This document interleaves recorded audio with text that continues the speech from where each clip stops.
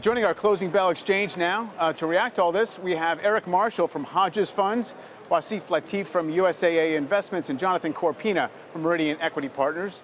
Jonathan, right here at Post 9. What'd you take away from what President Kaplan had to say there in terms of longer-term growth expectations being relatively weak, holding down yields? What do you think that tells you about the course for the Fed? I think it's kind of managing expectations of what we should see looking forward. I thought it was interesting in the beginning when Steve asked him a question about President Trump's comments that he kind of pulled back and took the right answer.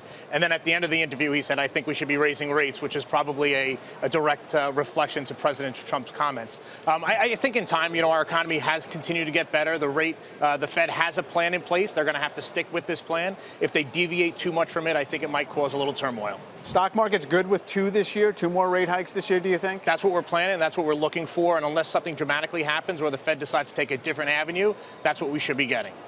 Wasif, what about this idea that the U.S. is doing very well? I mean, Robert Kaplan really lit up when he was talking about the strength of the U.S. consumer. Is there such thing as a decoupling economically, where we can stay strong when the rest of the world is weakening? Yes, Sarah, I know this topic comes up every time there's a divergence in performance. We were talking the reverse a few years ago when EM and international was outperforming the U.S.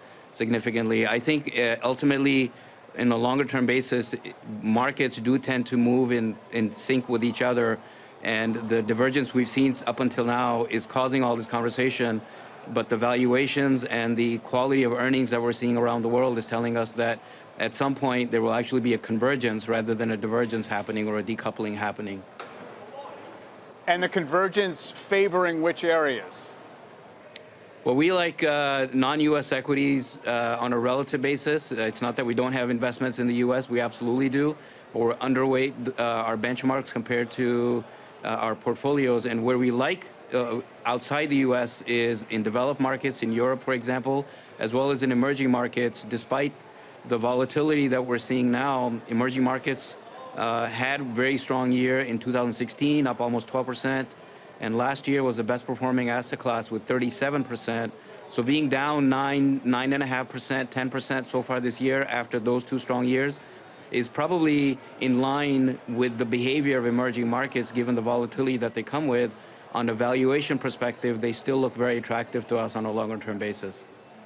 Still getting hit pretty hard with the ETF down 1 1/3%. Eric, do you agree with the president that the market would crash and everybody would be very poor? Well, I would say that, we're not investing in our portfolios based on, day-to-day tweets from President Trump. But what I would say is generally the market does like gridlock in Washington, but talk of impeachments and stuff like that, that would create uncertainty in the market. It probably wouldn't be a good thing for Wall Street, wouldn't be good for U.S. equity valuations. And Eric, is your read on the fact that the markets have kind of hovered in this area just below their highs? Of course, we mentioned the Russell 2000 small cap making new highs, mean that, it would be higher otherwise if we didn't have these issues? Or is it essentially setting those issues aside and just kind of paying attention to some of the economics? I think for the most part, the market is really shrugging this off. But, to the point earlier, if you look at relative to the 10-year Treasury right now, around 3%, equity valuations here in the U.S. are very reasonable, with the S&P trading at 17 times forward earnings.